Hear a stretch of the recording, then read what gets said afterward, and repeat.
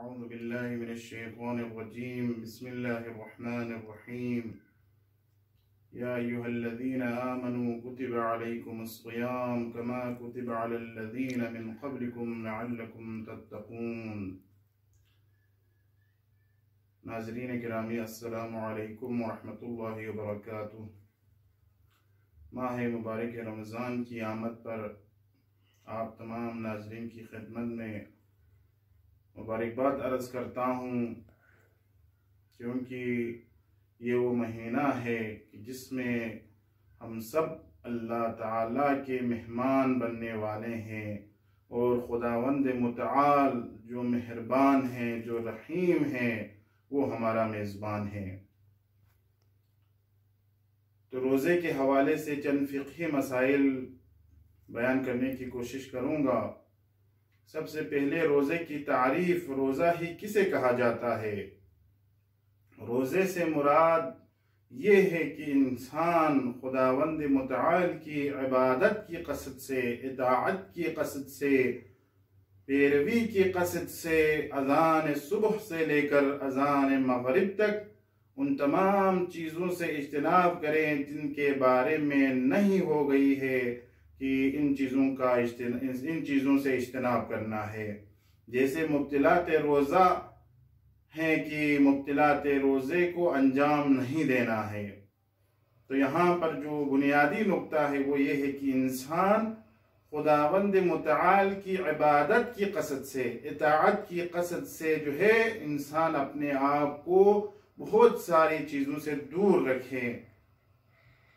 لیکن اگر ایک انسان جو ہے خداوند متعال کی اطاعت کی قصد سے روزہ نہ رکھے، ایسے ہی وہ تمام چیزوں سے پرہیز کرے، بھوکا رہے، تو اسے روزہ نہیں کہا جاتا۔ روزے کی کئی اقسام ہیں۔ روزے کے جیسے واجب روزہ، تو پہلا قسم جو ہے روزے کا وہ واجب روزہ ہے، جیسے ماہ مبارک رمضان کا روزہ جو انسان پر واجب ہو جاتا ہے۔ اسی طرح روزے کا جو دوسری جو قسم ہے روزے کا، وہ مستحبی روزہ ہے، کہ کتابوں میں منقول ہے کہ جیسے ماہ شعبان المعظم اور رجب المرجب کا جو روزہ ہے اگر انسان رکھے تو اسے ثواب ملتا ہے۔ معصومین علیہم السلام نے بھی تاکید کی گئی ہے ان دو مہینوں میں روزہ رکھنے کے حوالے سے۔ اسی طرح باقی جو ایام ہیں وہ مستحبی روزہ ہے۔ اور جو تیسری قسم ہے وہ مکروہ روزہ ہے، کہ انسان اس دن اگر روزہ رکھے تو اس کا یہ روزہ مکروہ ہے۔ جیسے عاشوراء کے دن اگر کوئی روزہ رکھنا چاہے تو یہ روزہ مکروہ ہے، نہیں کی گئی ہے معصومین کی طرف سے۔ اور جو آخری جو قسم ہے وہ حرام روزے ہیں۔ حرام روزے سے مراد یہ ہے کہ معصومین کی طرف سے نہیں کی گئی ہے کہ اس دن آپ نے روزہ نہیں رکھنا ہے، جیسے عید الفطر کا دن اور عید قربان کا دن۔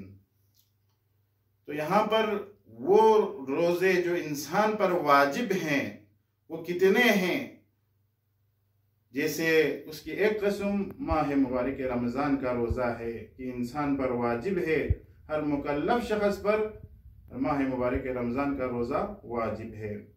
اب جو دوسری قسم جو واجب روزوں میں سے ہے وہ یہ ہے کہ اگر کسی کا باپ اس دنیا سے چلا گیا ہو، یا بعض مراجع کے مطابق ماں اس دنیا سے چلی گئی ہو، تو بڑے بیٹے پر جو ہے ماں باپ کی جو قضا روزے ہیں وہ بڑے بیٹے پر واجب ہے، تو یہ بھی واجب روزہ ہے۔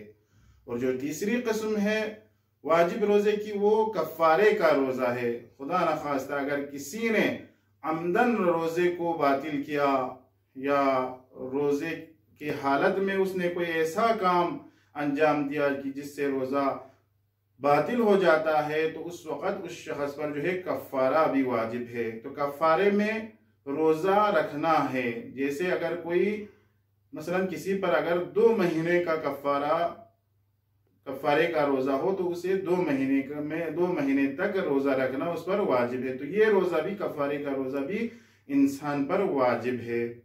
اور جو چوتھی قسم ہے وہ یہ کہ مستحبی روزے ہیں۔ وہ مستحبی روزے جو بذات خود تو مستحب تھا، لیکن नज़र करने की वजह से या अहद करने की वजह से या कसम खाने की वजह से इंसान पर वाजिब हो जाता है।